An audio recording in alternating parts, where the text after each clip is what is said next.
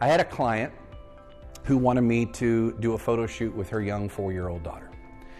And I said, okay, so what kind of shoot do you want? Here's what she said to me. She said, I want you to capture the essence of her personality. Oh, okay. I'll do that. I'll grab my personality lens and I'll just extract that personality right out of her. I'll get the essence of her personality on a photo shoot. This 4-year-old. She goes, yeah, I don't want the Olin Mills portrait. I want the essence of her personality. So I start shooting this little girl who shows up in a net pink tutu, and she is bouncing off trees and buildings and jumping up and down and not paying any attention. And I'm thinking, this is going to be a real challenge to get this little girl to settle down and do a photo shoot with me. I need you to pose. I need you to come over here and pay attention. And I'm saying, come on, honey, let's come over here. And she, yeah, look what I can do, Mr. Cameraman. And it dawned on me, I was missing it. I was missing the essence of her personality. And so I grabbed my camera up, I pulled my camera up to my eye and I said, let me just get it. If this is what she wants to do, let me capture the essence of her personality. And the pigtails are in the air and the tutu's flying and she's off the ground and I got the red door in the background that kind of gives it that interest. I'm thinking, this is a great shot. And then I thought, well, if she's going to be bouncing around like this, I need to change the speed of my shutter. I want to get a little faster, capture the action a little bit better, make sure it's sharper. And as I'm sitting there messing with my camera, she's getting impatient because Mr. Cameraman is not looking at her anymore. And she goes off over to the red door and she starts to sulk. Mr. Cameraman, you're not looking at me. You're not paying attention. The essence of her personality. Now here's the question for you. Which one do you think the mother said, yes, you captured it? You got it. We captured the essence of her personality in 2 shots, and at the end of this presentation, I'll show you a third one.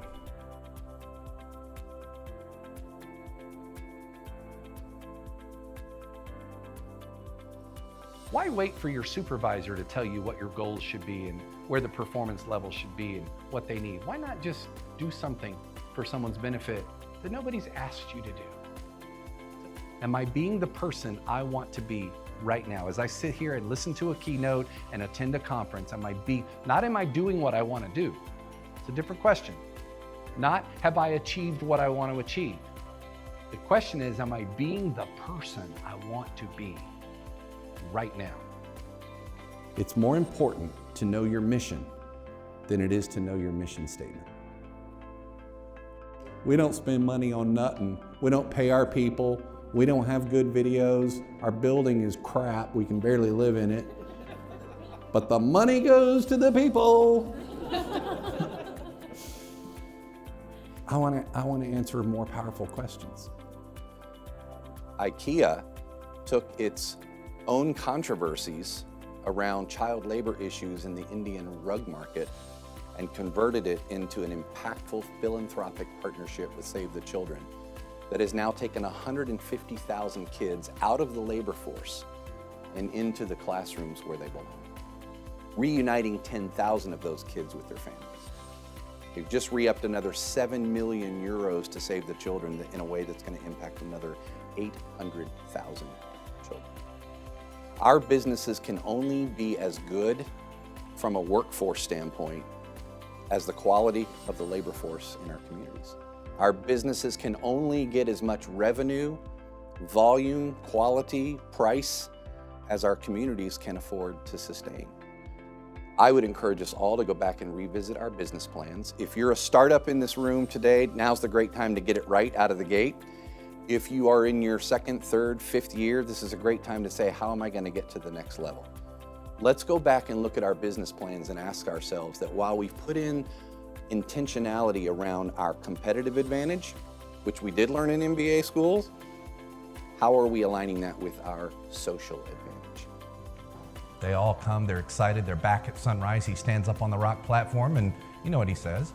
Do you know what? I am going to tell you. Now again, simple people, but not stupid people. They have a plan. They whisper it down the line.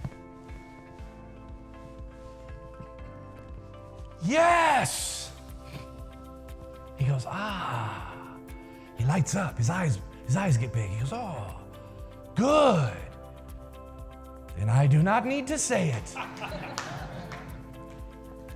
Who knew the village better in terms of the assets and the liabilities and the resources and the culture and the relationships? The villagers or the old man?